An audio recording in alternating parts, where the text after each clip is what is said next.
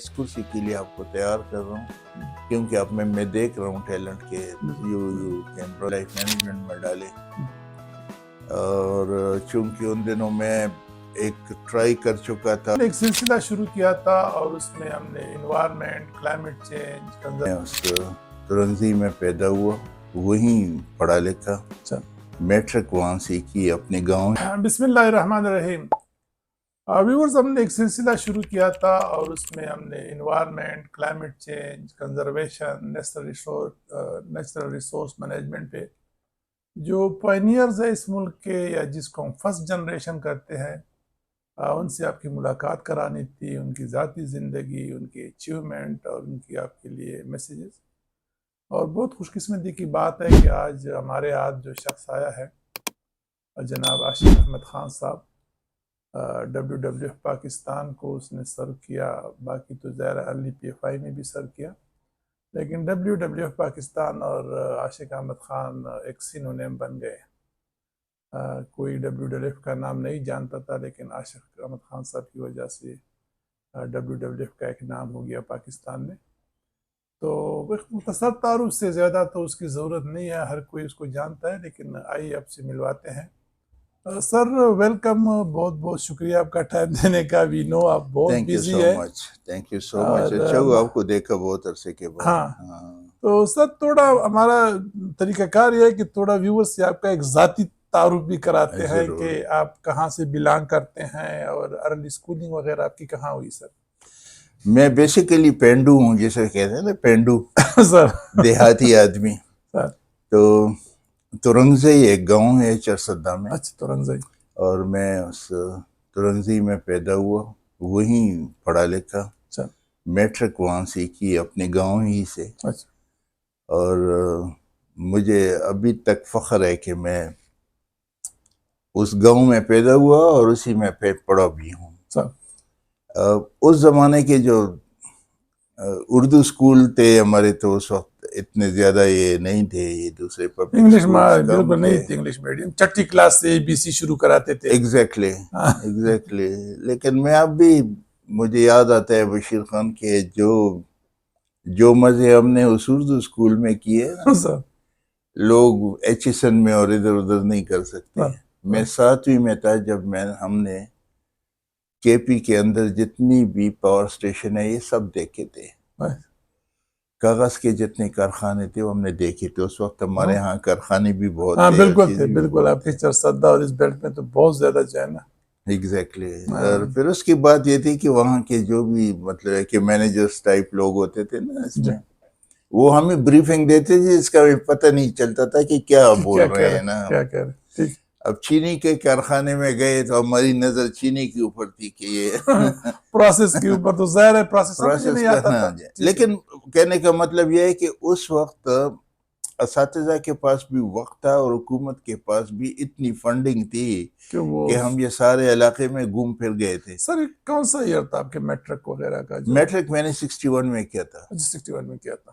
61 میں کیا تھا، اور اس کے بعد میں اسلامیہ کالج میں چلا آیا۔ تو اسلامیہ کالج سے آپ سے گریجویشن کی؟ نہیں، میں 3rd ایئر میں یہاں سے پھر گورنمنٹ کالج پشاور چلا گیا۔ اچھا، ہاں جی، 3rd ایئر تک میں اسلامیہ کالج میں تھا۔ گریجویشن وہاں سے کی؟ وہاں سے کی گریجویشن گورنمنٹ کالج دین آپ نے زوالوجی میں؟ پھر میں نہیں، زوالوجی میں اس وقت نہیں کی، مجھے جو ہے نا وہ جاب مل گئی P5 میں۔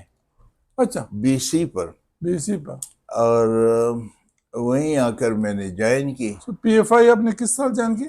66 میں۔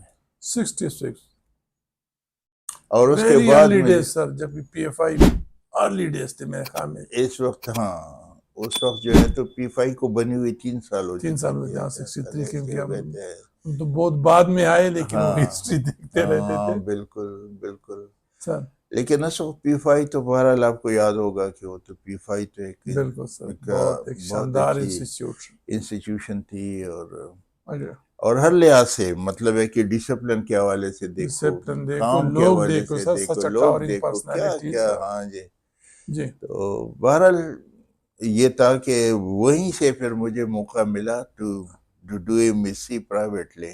اچھا، پرائیویٹ میں؟ And I was the first، میں پہلا اور آخری اسٹوڈنٹ تھا، میرا خیال ہے کہ جس نے ایم ایس سی پرائیویٹ کی. کیونکہ سائنس سبجیکٹ میں تو پرائیویٹ الاؤڈ نہیں ہوتی. اس کے بعد پھر بند ہو گیا نا. اچھا آپ کے لیے موقع چھوڑا تھا. وہ میری لیے کھولا تھا اور ایک میرے ونڈو لیے کھلی تھی. ہاں جی جی. اچھا. تو یہ میں نے 7 پوزیشن بھی لی تھی ماشاء اس کے. ہاں جی. تو بہرحال اس کے بعد تو پھر میں فارسٹری میں چلا گیا. اچھا ایم ایس سی فارسٹری کی وہ ہاں انسٹیٹیوشن جو ہوتی ہے.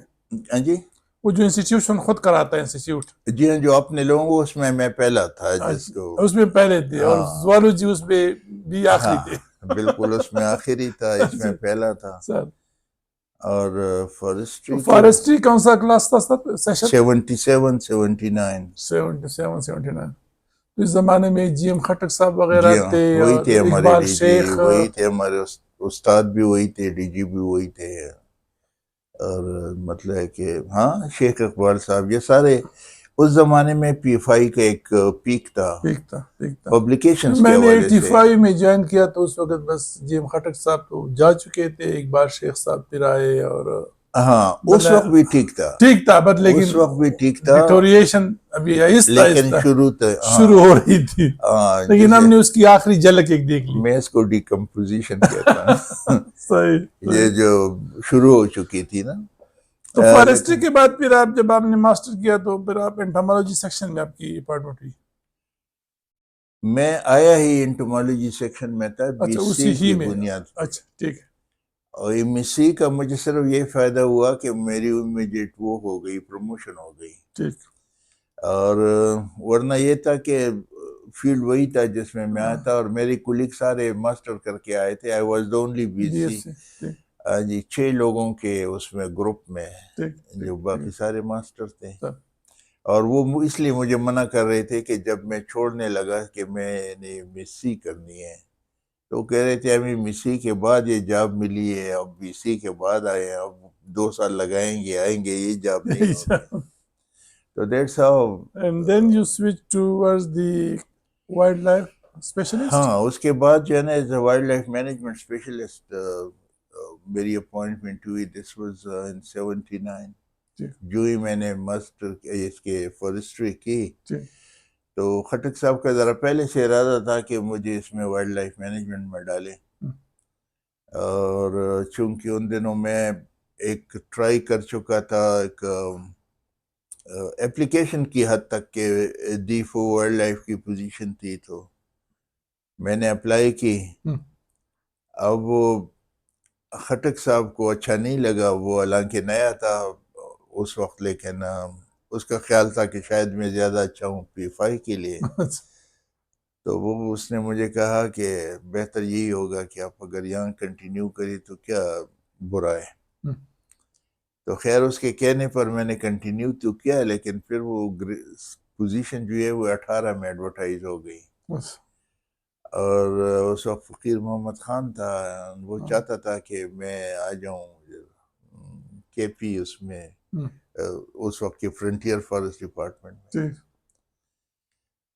تو خٹک صاحب نے بڑا کھل کر ایک دن بلا کر کہا کہ آئی نو کہ آپ وہ پوزیشن جب میں نے اسے کہا کہ وہ وہاں 17 پوزیشن ہے اس میں یہاں میں 16 میں ہوں تو اس نے کہا کہ اگر میں آپ کو 17 یہاں دے دوں تو آپ نہیں جائیں گے. تو میں نے کہا نہیں. اس نے کہا جمع داری کے پیچھے تو نہیں جا رہے نا. میں نے کہا نہیں گریڈ کے پیچھے. جی اچھا وہ میں دے دیتا ہوں. اس کے فوراً بعد اس نے 18 میں ایڈورٹائز کر دی. اس نے پھر خود ہی مجھے بلایا اور مجھے کہا کہ مجھے پتہ ہے کہ وہ ہر قیمت پر تمہیں لینا چاہتا ہے. تو یہ ہے کہ میں منع نہیں کروں گا لیکن with M S C in zoology آپ ہمیشہ جو ہے نا اسے ایک پوزیشن پر رہیں گے. آپ آگے پیچھے نہیں جا سکیں گے فارسٹ ڈپارٹمنٹ میں. تو دا بیسٹ ہے کہ میں یہ کر سکتا ہوں کہ آپ کو ایم ایس سی فارسٹری کراؤں اور اس کے بعد آپ کو 18 گریڈ بھی دے دوں. تو یہ میں کر سکتا ہوں. بڑے لوگ تھے سر وہ لوگ یا جو سوچنے والے نا کہ بڑے لوگ فیوچر کے لیے کہ کیا. بلکہ ایک دن اس نے کہا کہ میں اس کرسی کے لیے آپ کو تیار کر رہا ہوں کیونکہ آپ میں دیکھ رہا ہوں ٹیلنٹ کے یو کین رن دس. وہ پھر مجھے شرم آ رہی تھی اور میں نے سے کہا کہ نہیں جی میں اپلائی نہیں کروں گا. ٹھیک ہے وہ ناراض ہوتا ہے لیکن یہ ہے کہ میں نہیں جاؤں گا. پھر وائلڈ لائف اسپیشلسٹ سر آپ کسی عرض کے رہے؟ وہ تو پھر میں 92 تک رہا، جب تک کہ میں فارسٹ انسٹیٹیوٹ میں رہا. 1992 میں پھر آپ نے انسٹیٹیوٹ میں کو خیر بات کا. WWF میں، ہاں جی، وہ WWF میں بھی یہ تھا کہ اس کا جو ہمارا سید بابر علی ہے وہ بڑا پرانا دوست ہے، اب تک ہے. ہاں ہے، میں نے اور تصویریں وغیرہ دیکھی ہے. ہاں، اور اس کی سب سے بڑی بات اس کی محبت کی ہے کہ he was a sir great man, وہی بہت اب پیار سیشن کرتا شروع تھا. کرنے سے پہلے یہی بات کر رہے تھے نا کہ اس ملک میں کچھ لوگ ہیں، جس طرح سید بابر علی ہے، جس طرح جی ایم خٹک صاحب ہے، جس طرح ہم نے سینیٹر جبار یہ صاحب دو کی لوگ بات جو ہے. تھے نا، یہ بابر علی اور جی ایم خٹک، ان دونوں کو میں سمجھتا ہوں کہ دیز ور دا پیپل بالکل بالکل. جو مطلب ہے تو کہ سر یہ جنہوں نے کوشش کنزرویشن کی. سے محبت اور آگے تو پھر آپ کی کوئی پوری محبت کہانی شروع کی. محبت نہیں تھی، کوئی بس محبت نہیں تھی. اچھا، it is just by chance case. Career میں آگے آپ کہہ سکتے ہیں کہ یہ بس اسی حساب سے تھا کہ جیسے آپ کے ذہن میں ایک چیز آ گئی اور آپ نے پھر کر اور کے پھر دکھایا. اس کے بعد جو ہے نا you have to do it. اور ساتھ میں یہ ہے کہ پھر میں انوالو ہوتا گیا. ٹھیک. Once I was in that position, جب مجھے سارے ملک میں گھومنا پڑا اور چیزیں دیکھنی پڑی، اور پھر یہ دیکھا کہ چلے سر تھوڑا سا ویورز کو بریک دیتے رہتے ہیں، تھوڑا سا ان کو زیادہ تنگ نہیں کرتے. اچھی بات تو ہے. ویورز، آپ نے عاشق احمد خان صاحب کی ابتدائی زندگی، اسکولنگ، پھر پاکستان فارسٹ انسٹیٹیوٹ، اس دور کے لوگوں کے بارے میں، اور پھر 1992 تک اس کا جو سفر تھا، اور میں سمجھتا ہوں کہ اس کے کیریئر کا اصلی سفر اس کے بعد شروع ہو گیا، جس نے اس کو پورے پاکستان اس نے بھی دیا اور اس کو بھی ملا، دونوں کو. تو وہ اب دوسرے سیشن میں آپ سے بات کریں گے اس کی WWF کے سفر کے بارے میں.